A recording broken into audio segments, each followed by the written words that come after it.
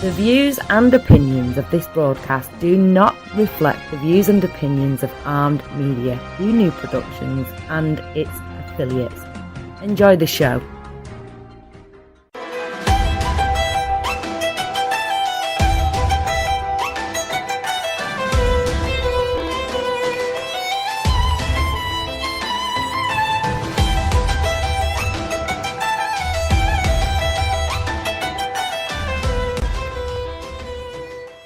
Good evening, everyone, and welcome to my show, Let's Talk Careers with Sara on Armed Radio. Today is Wednesday. Every Wednesday at 10 o'clock, I'm going to talk about careers, so tune in. Today, I'm going to talk about how you conduct a job search. I had a client this week who has just never been working for anyone, and he's in his mid-40s, and he was a consultant. So basically, he was employed on his own and was working as a business consultant. What happens is now he needs a resume, and he would like to work as a CEO or a chief compliance officer based on his expertise and knowledge. I had just given him a title, chief compliance officer or a senior business analyst, anything that relates to those skills. So, being as a consultant, not knowing how to conduct a job search, that's a big challenge. So to conduct a job search, you have to understand that there are some boards, job boards like Indeed.com, CareerBuilders.com, Monsters.com. They all have jobs that can pertain to the position that you're looking for. However, don't just type the position. Think about how the location needs to be also mentioned there. Location, wherever you are, whether it's in New York, whether it's in California, whether it's in Massachusetts, no matter where you are, the location is also important. This candidate had called me and told me, I posted my resume and people outside of New York are calling me. And I'm just thinking, what location did you put? And his answer was, oh, I forgot to put the location. I just posted my resume and that's it. So location is important. I know it just sounds like basics, but for some of you who are never been into job search, this is what you need to look for. If you would like more information about how to conduct a job search and you would like a one-on-one training, go to my Facebook page, Let's Talk Careers with Sara, and message me and I'll get back to you. Now let's go over about after you have your interview and what's the outcome after it. So what to do after being rejected for a position you really wanted. When you fail to get the job you really want, don't fret. There are steps you can take to stop downward spiral. Here's what to keep in mind. Take action. Get some insight from the employer. You might just get the clarity you need. After writing about how to ask the employer, your tone has to be different. So you need to write about some questions that you want to ask. Remember last week we spoke about questions that your employers, hiring managers are actually waiting for you to ask. So some of the questions that you can ask, it could be, how did you perceive my strength? At what point in the process did you realize I was not the right fit for the job? Or you could say, would you see me better suited for a different department? You may learn that you are leaving a different impression on people than you intend, or you are missing something that was required for this particular role. Another thing that you don't want to do is don't lash out. It's not the end of the world, so don't make the employer think you're falling apart. What you should do is avoid displaying anger. if you don't get a job because you are not the ideal candidate. Now, also never communicate with a recruiter, hiring manager, or anyone else in the hiring process while under the influence of anger. You may say something that could damage your reputation and cripple your career. It's okay to feel hurt after putting in time for a job or opportunity you really wanted, but after the hurt, it's best to just let it go. You aren't your feelings, but you are your work. So make those rejections count and keep it moving. You won't always be the ideal candidate, but don't let it stop you from shining elsewhere. Now, I know also that perhaps you are very angry because you think that everything that's said on the job posting, all the qualifications that you have, and you might even be overqualified. But don't turn your emotions on yourself. Now, it might be that the person who gets the job has just a bit more experience doing some key element of the role. Maybe the position is hardwired for someone who really works at the company. Alternatively, it might be that you are already at the company and the boss feels the need to bring in some fresh blood. When you take the rejection personally, you prevent yourself from figuring out what really is going on and moving ahead in business-like way to concentrate on nailing your next opportunity. What I am just suggesting my candidates that you should build stronger job esteem. If you find yourself constantly downplaying your accomplishments and feeling like a failure, create a list of bragging rights. Log all your accomplishments and contributions. If you remember, that's what we spoke about in February, that you should write down all the list of your strength, all your list of your accomplishments that you can brag about at the interview. And develop the 3 key stories about times when you overcome an obstacle in the past. You might talk about when you stepped up to lead a project, how you landed a new business, or even the skills you used to resolve a sticky office situation. All of this can just not pertains only one position. It can be replayed over and over with all types of positions that you have in the future scheduled for an interview. So whatever you are doing, it's not wasting time. It's actually learning from mistakes and trying to digest it and then apply it for a better interview sessions when you have an interview.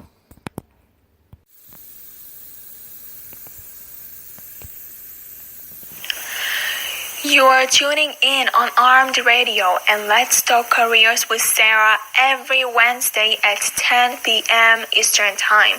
I talk about careers and job hunting. If you would like to ask a question or would like to hear about previous shows that you have missed, you can find me on Facebook at Let's Talk Careers with Sara. You can learn about jobs, tips, and advice on my page. If you have a career-related question, you can just message me on Facebook. Whatever you feel, I just want to let you know that you have to be cautious and don't do any of the things that I'm going to tell you about right now. Now, it's normal to feel a roller coaster of emotions after a job interview, but there are certain things you just shouldn't do. Number 1 is don't freak out. You shouldn't drive yourself crazy when you haven't been interacted yet about if you got a job or not. And your personal timeline will depend on your circumstances. But if you make it to the final round for any given job, I give myself 1 week when I'm allowed to think about it nonstop. For an entire week, I don't apply for any other jobs, assuming I don't have anything else in the works, almost as a show of confidence in myself. For the skeptics who think this means I'll miss my chance elsewhere, the second part of the 1 week rule is that after a week, I go back to job hunting business as usual and pick up right where I left off. So that means this is not the only job I can just apply for, but there are tons of jobs out there, and for sure one of them will just hire. Number 2, don't cross social media boundaries. Once you do this, there's no going back. You should not friend the interviewer on Facebook. Trying to connect with an interviewer on Facebook crosses a boundary that should not be broached. It tells the interviewer you don't know how to draw the line between the employer and employee, and you would likely have difficulty with that distinction if you were hired for the job. Number 3, don't drop the ball during a follow-up. Letting the quality slip after the interview is an error. How you follow up after an interview is just as important as the interview, sometimes even more important, because it's the most recent impression of you. One candidate for a business development role had multiple typos in his thank you note. He was incredibly polished for the live meeting, but sloppy in the follow-up, and it caused the hiring group to question his attention to detail. Don't drop the ball at the very end. In my 3 years of recruiting, I've seen many candidates get closed out for one job only, to get called in for something else by the same company or by the same person. Keep your quality high at every interaction. Number 4, don't forget to send a thank you. Some people like to do it in writing, but with how quickly things move, I always advise on email, and email right away the next day. By waiting a few days or a week, you've really lost your opportunity at that point to make a great impression. So I've gone over the interview tips, and now I want to focus on resume tips. So today I'm going to talk about resume tips for high-level positions in IT, finance, and marketing. Common and equally important key things to remember for every type of executive resume consists of having a modern layout and design, including your current contact information and listing a job target heading above the summary section. However, there are critical profession-specific considerations to keep in mind. Depending on your specialty, here are the top 3 executive resumes types to keep you a picture of how you should differentiate yourself accordingly. So, for information technology resume, the key difference in creating an effective technology leadership or chief information officer executive resume is to integrate human capital management skills and fiscal acumen abilities alongside with technical hardware, software, and cloud solutions throughout the resume. As an IT executive, you need to demonstrate how you can utilize human and technological resources to improve corporate profitability. Here are 3 things to keep in mind as you tailor your resume for IT leadership opportunities. Practice what you preach. Make sure to include a website or social media links on your resume. IT executives who have little or no presence on the internet, or worse, a poor presence on the web, demonstrate that either they are not a lover of technology or that they are a poor promoter of themselves. Either one is bad. Gravitate from tactical implementation to strategic perspective. Be sure to showcase your corporate contributions to top line, expense line items, workflow productivity, and the bottom line. Outline initiatives where you have added value and projects that you have led that achieved results, including the long-range effects of your work in addition to the short-term results, and show how you can strategize on the big picture and cause movement with what is directly in front of you. Use the right language as appropriate. You may be most comfortable speaking in technical acronyms or vernacular, but not all CEOs and executives hiring teams are aware of tech speak. Speak about technology in approachable terms to be understood by many types of executive management to demonstrate your ability to work with non-technical types in a subliminal manner. You can save your technical verbiage for your core competency section, where you can highlight skills such as cloud computing integration, SIP-based architectures, integration and optimization, risk assessments, etc. Now, financial executive resumes. Successful finance executives and chief financial officers use their resumes as marketing collateral to position themselves as engaging leaders that are ahead of the pack. Making your resume visually stand out is the best way to make a strong initial first impression as an effective CFO. Harnessing the impact of visual impression, effective language, and concrete fiscal achievements into a streamlined story told on a dynamic branded resume can increase the opportunity to land that coveted position. Now, here are the 3 key points to create an effective branded CFO resume. Focus on context. Talking about your biggest achievement is not always best.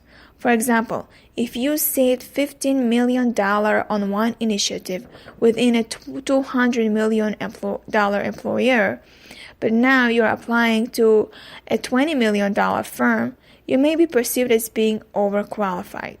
Choose achievements that are within the fiscal scope of the prospective company, or consider using a percentages to outline your accomplishments. Another tactic is to focus on downplaying or highlighting the size of original budgets, global budgets, business lines, or other business entity sizes to match the prospects. Downplay financial jargon.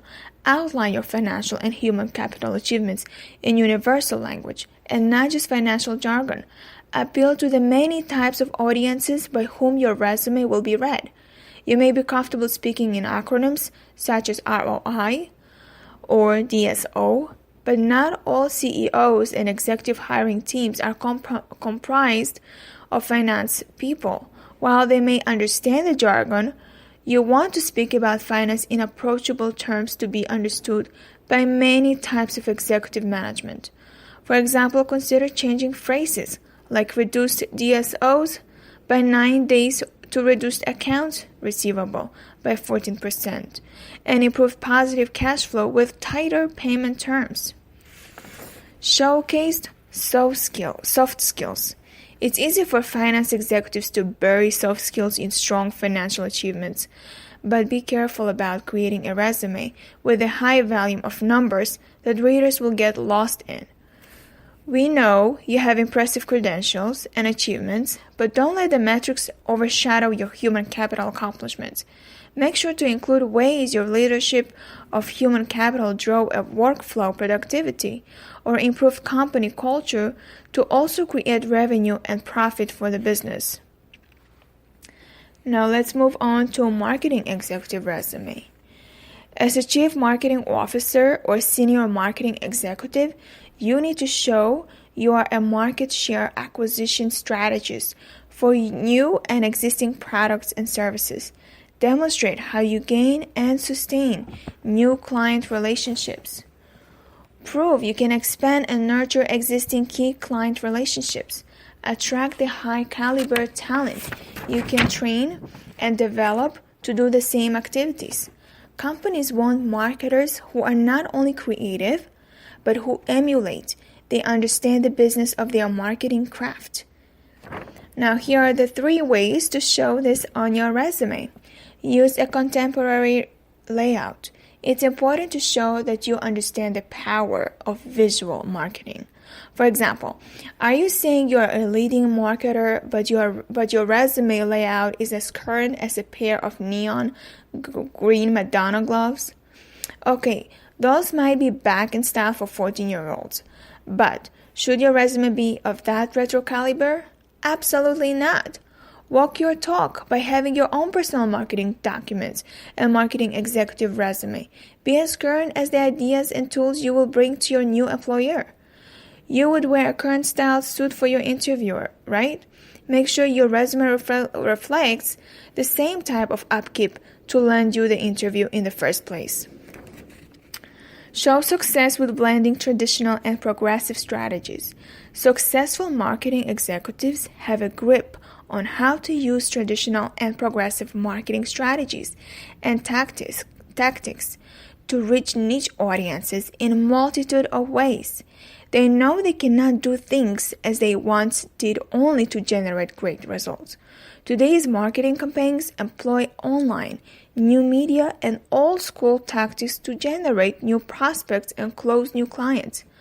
While you do not have to be an expert at all types of marketing strategies and tools, you should write bullets and demonstrate how you implemented the precise resource at a moment's notice to produce the desired results. Ability to attract talent and manage high potential leaders. Demonstrate in your resume how you have attracted top-tier talent and moved them up through the ranks of the organization or with expanded responsibility. Have you mentored high potential to their next leadership role? Explain how and what you do to attract, manage, mentor, and cultivate new and retain talent with your organization. Your next employer will want to see how you will do it for their firm. So I want you to remember, to create an effective executive resume, you'll not only show how you've been able to make money, save money, or improve company processes and its position within its marketplace, which is true across industries, but you also want to make sure content on your resume, social media profiles, and communications are congruent with your personality, beliefs, and work style, as well as appropriately tailored to your industry.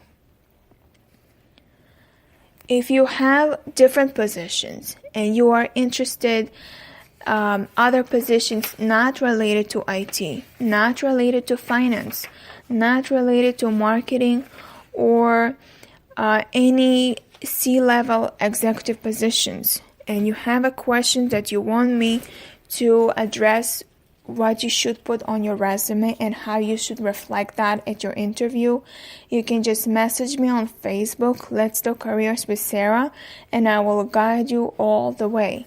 You shouldn't be doing this alone. If you need help, I'm here for you to help you. So let's do this together. Now, one thing that I love doing is following up. I love following up with my clients who are job candidates and hear their struggles and successes with their job search. And I'm not afraid to hear complaints, and I'm all ears when needed and coach for the best of my ability with no charge, of course. Now, I just want to be clear. If you are being called for an interview after I did your resume or any other professional resume writer, please do not blame on the resume that you did not get a job. In fact, because of your resume, hiring managers call you for interviews. There are several factors they look at that disqualify you on the spot. Resume gets your feet wet, but the rest of you have to sell yourself. You don't know how? Then you have to message me on Let's Talk Careers with Sara on Facebook, and we can just work it out together. Now, if you are being a consultant all your life and you are being self-employed and looking to get into the workforce, you need to understand the workforce demands higher degrees for any executive positions. No matter what your friends are saying or whatever your Facebook friends are saying, to be an employee, you need a better degree. So many things can disqualify you. You know, I just can explain to you. It can be your attitude, it can be your appearance, it can be failing the performance interview, lack of degree, fake references, big gaps in between jobs. There's tons of excuses of why your interview didn't go well. But job searching is never easy, and no one guarantees that you will get hired. It's all how you sell yourself.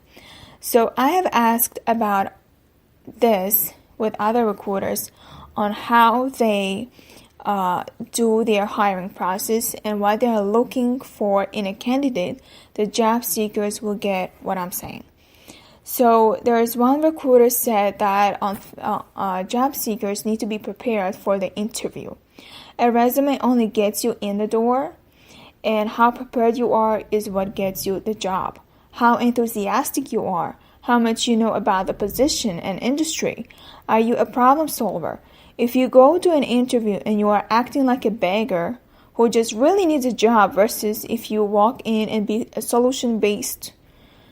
Based on various studies, I've recently, this is what the recruiter says, based on the various studies I've recently read, experience trumps education in most industries. However, if you are looking to get into higher positions, make sure your knowledge and solutions are strong. Have certifications, look into Six Sigma Lean, become a Scrum Master, identify how you can lead a team and how you have solved similar issues in the past. Again, your resume is only a glimpse into the representation of who you are. Your interview should be why you are the best for the job. And you are the best because you have a solution no one has to come up with yet. That no one has come with yet. Now, another one is asking, what about cover letters? Could that be a deal breaker? All the jobs I've been applying to request a cover letter. And the way I answered it, that absolutely. Cover letter will get you an interview, but not guarantee a job. I ask for cover letters and resume to be emailed to me for several positions. And I have candidates who just send me resumes. With so many positions that I post, how am I to know for which position you are applying for if there is no cover letter introducing your interest? Also, cover letters are sought to examine your writing skills, as well as your communication skills. This is what candidates are missing the point. That's why I never call for an interview if I don't have a cover letter with a resume attached on my email. You are tuning in on Armed Radio and Let's Talk Careers with Sara every Wednesday at 10 p.m. Eastern Time. I talk about careers and job hunting. If you would like to ask a question or would like to hear about previous shows that you have missed, you can find me on Facebook at Let's Talk Careers with Sara. You can learn about jobs, tips, and advice on my page. If you have a career-related question, you can just message me on Facebook. Thinking you are too old to work in your dream job? Think again. You are never too old to transition your job or look for a new employment opportunity. Your age will not determine for disqualification. You are still wanted. When Bonnie was retired from academia at age 65, she knew she was not done working. Not for a minute. She just thought about what she wanted to do next. After nearly 20 years as a Dean of Continuing Education at Wellesley College in Massachusetts, she thought she might go back into teaching or move into development work because fundraising had been part of her job at the college. Instead, she decided to learn how to help others manage change. Since 2002, Miss Leonard Bonnie had been running her own coaching business, focusing on middle-aged women who are looking to make career and life transitions. And she says she loves it. She lives in North Kingstown, RI, and she also suspects that as a septuagenarian fully engaged in her work, she is not alone. The fact is, we're living a lot longer and we are healthier, she said. So to me, it makes total sense that people would remain fully engaged. Her perception that people are working longer, not necessarily because they have to, but because they want to, is backed up by data.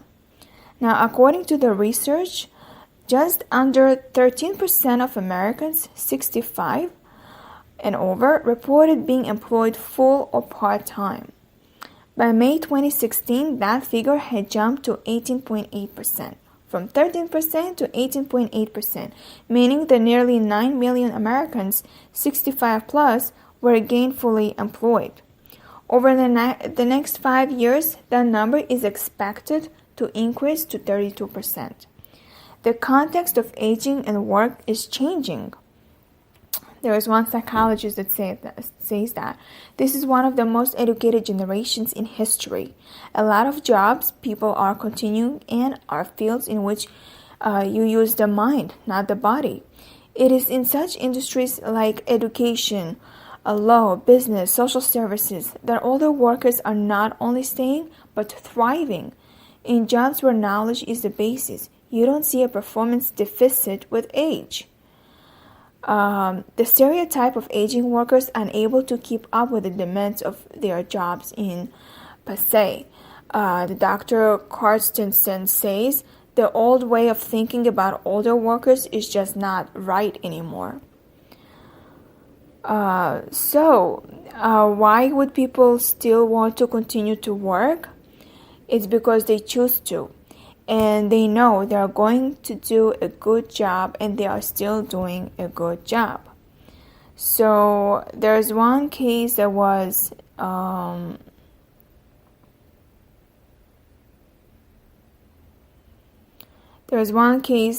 in point about a lawyer who was a former persecutor at age 75. His name is Mr. DeHuss. And he said that he was doing about trials for 6 to 8 months to a year, heavy load, and he's the oldest person in the courtroom, and he's striving at this point in his career. So his response to this says that I think I'm much better lawyer now, and I am more patient, I understand people better, and he still works hard at it, forcing himself to keep current on music, sports, and fashion trends. And his response to this is because he says, I don't want to be judged as an old fogey standing there in a trial. He is admitting that his 15-year-old granddaughter is his source of insight into popular culture. And he is flourishing at age 71. So there are people who are feeling that they are a latecomer to their professions and they feel a little bit more fulfilled by just doing the work properly at this age. And another one who is a classroom college teacher says that she thinks she has a lot more ways to hook students in than she would have when she was 35. So lots of people are responding to that age has no limits to what you can do, in terms of your career. You can always have a job ready for you. To say to yourself that I'm old, I'm not supposed to be working because I'm supposed to be collecting my pension, is something wrong to think. You have to say to yourself, yes, you are able to find a job, and yes, people will look forward to hiring you. And to retire quickly is not the best solution. You always want to have people who will look up to you and want to learn more about you. Now, I'm not old. I'm in my 30s, and for me to think that I hate my job, it's wrong. The fact that I love what I'm doing, I love coaching and I love what I'm doing, I love seeing people, I don't see myself retiring at age 67 or 70. I see myself continuing doing what I love doing it because I'm looking forward for the next day to do again and again at my work. People don't understand that because they hate their job and they can't wait to get to the age that they can retire and start collecting pension. But I am not even feeling that way because I'm looking forward to do what I'm doing. This is what I want you guys to do, the same thing, to be looking forward to your dream job every single day and not feeling that you need to retire and being tired for the next day, and don't look forward for your Mondays, don't look forward for the next day. This is something that you're killing yourself emotionally. So this is how I help, and I want you to find your dream job that you can also love your job and help others love the same job, and everybody will just see you as a role model and want to be inspired at what you do. Have you thought about how you are going to land your next six-figure position in 2018? How far along are you with preparations? Do you have a plan? The time to act is now. How much more successful do you think you could be if your executive LinkedIn profile generated double or even triple the number of quality job leads you are currently getting? How much closer would you be to finding that dream job if you were able to choose among multiple offers from potential employers? Learn how to take control of your job search by listening to my show every Wednesday night at 10 p.m. Eastern Time on Armed Radio, or message me on Let's Talk Careers with Sarah, and join my group, Let's Talk Careers Inner Circle, on Facebook to post any career questions for free advice.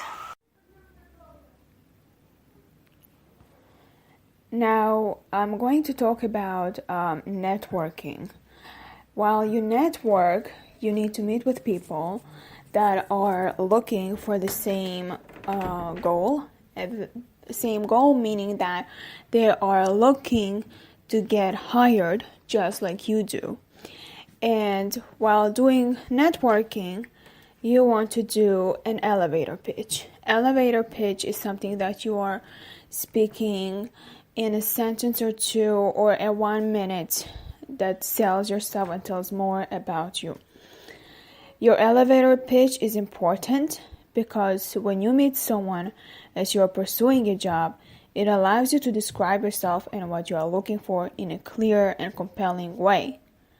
That allows the people you meet to know how they can help you. Far too many job seekers miss out on fantastic networking opportunities because they don't know how to talk about themselves. So here's a formula. Step 1, when you meet someone, you begin with the words, "First, I blank." Okay? This is just a little background information about you and your career. Only go as far back as the first step on your current career path. For example, if you are in marketing currently, but you pursued acting for a few years first, start with your transition from marketing to acting. Step 2, you say, "After that, I blank." This is basically a bit about what you are currently doing. Step 3, "Here is what great about me or my past experiences." Speak about yourself and your current past experiences in a positive way with an emphasis on the skills you have that will be most important to the employer you want to work for. You may have been the number 1 seller 3 years in a row for your past position, but if the position you want is mostly about social media, that won't be the fact most important to them. Step 4, "Now I want to blank." This is your goal. You want to explain how your personal goals intersect with what they have to offer. So I'll give you an example that Crystal used it, and she started like that. First, she used to, when she was still practicing attorney, so she began like this. "I began my legal career at firm. I started out as a law clerk while in school and continued working there once I passed the bar. What was fantastic about that experience was that from the beginning they threw me into the fire and forced me to learn as I went." So I got just a little bit distracted. So let's start all over again. She said that I began my legal career at firm. I started out as a law clerk while in school and continued working there once I passed the bar. What was fantastic about that experience was that from the beginning they threw me into the fire and forced me to learn as I went along. I became excellent at making quick decisions, learning on the job, and thinking off my feet. The longer I was there, the more responsibility I was given.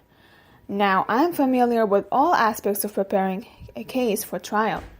Now, I'm looking to work for a firm that has a reputation for truly grooming its young attorneys to be outstanding litigators through mentorship and honing their legal writing skills. Based on my experience, my willingness to learn, and my desire for mentorship, I believe I would be an excellent fit here. So, the qualities that she had that she needed to emphasize were that she was good at making decisions and could think on her feet because the employer was seeking someone who was more experienced than she was. She wanted to show that she could make up for her lack of experience because she was so good at learning on the job, and she'd basically been able to do that in any previous role. So I suggest that you create bullets for your elevator pitch rather than writing out a script word for word. It's something that you are going to be saying, so it's important that it flows naturally. So when you do elevator pitch, it's something that is not only good for networking, but it's also good at the interview. When people want to know more about you, when they say, tell me about yourself, this formula helps. These 4 steps really help. So now I'm going to transition to something else. So creating a more fulfilling work life.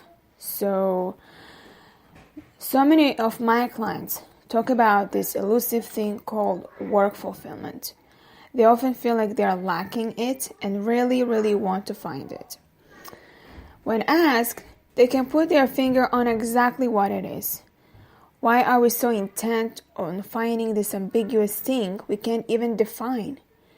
Because we trust that feeling fulfilled will give us the contentment and satisfaction we're looking for in our work lives. While that might be true, many of us are looking in the wrong places. So let's find out how to find your work fulfillment. First, you need to recognize that nothing external will make us feel more fulfilled. The first step to greater fulfillment is to be able to recognize that nothing outside of you will make you more fulfilled. Many people search for fulfillment outside of themselves. They think that more money, better co-workers, or more stimulating projects will make them feel more excited about their work. If we are looking for some external thing to fill us up, we're never going to find it. There are many changes that can take place extremely that could positively affect us. But for a more fundamental change, we need to start from the inside out. All of our emotions originate from inside us. Sometimes we look at our emotions as if they are caused by external events, but in reality, everything that happens outside of us is neutral. We assign meaning to our experiences, which in turn makes them feel good or bad. This is why 2 people can share the same experience, like looking at a piece of art, but have completely different feelings about it. Everything is subject to personal interpretation. If we think that a particular situation was bad, it may make us feel angry or sad. If we think that our work is boring and meaningless, we will never really feel fulfilled. Step 2 is to get out of your own way. We all have huge potential energy that remains untapped because we allow our egos to get in the way. Our egos stop us from doing the work we're drawn to because we feel we're not good enough, smart enough, or simply not enough. These internal blocks prevent us from experiencing fulfillment. When we're able to get out of our heads and just focus on serving others, that energy is able to flow through us more readily. It's only then that we can serve the people we work with and work for more fully and completely, allowing us to have a greater sense of fulfillment. Step 3 is make a contribution. If you are not doing work that you think is benefiting other people in some way, not only are you unlikely to feel fulfilled, but you also may feel unhappy or discontented, especially if the work is out of alignment with your values. People feel the most fulfilled when they recognize that they are making a meaningful contribution to the world. It's possible to do this regardless of your line of work. Whether you are an entrepreneur or you work for a company, if you send a message that you are providing something of benefit to the world, it's going to be much easier to feel fulfilled by your work. For example, so Crystal here, she explains that she worked with a young clothing designer who had no interest in living fashion, but was seeking a company that had a greater mission than just making clothing. She ended up finding a job with a company that had a social mission, so that in a roundabout way, her work was providing some good for society as a whole. Her work didn't significantly change when she switched companies, but her new company's focus was enough to make her feel like her work had a greater purpose. Starting to generate even a small amount of fulfillment on your own opens up more opportunities to feel fulfillment in your work and life. Don't wait for outside factors to bring you the feeling of fulfillment that you could be working toward on your own right now. Have you thought about how you are going to land your next six-figure position in 2018? How far along are you with preparations? Do you have a plan? The time to act is now.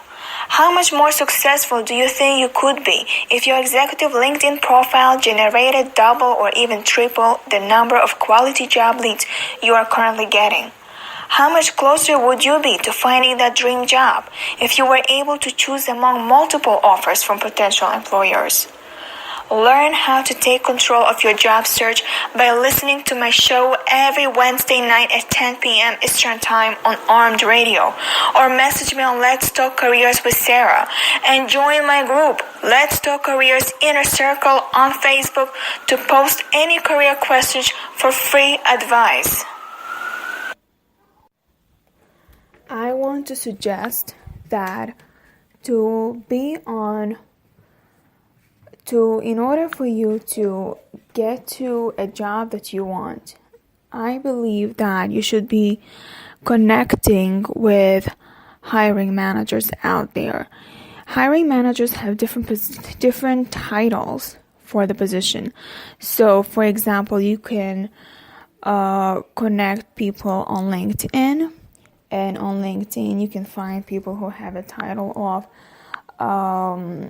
talent acquisition or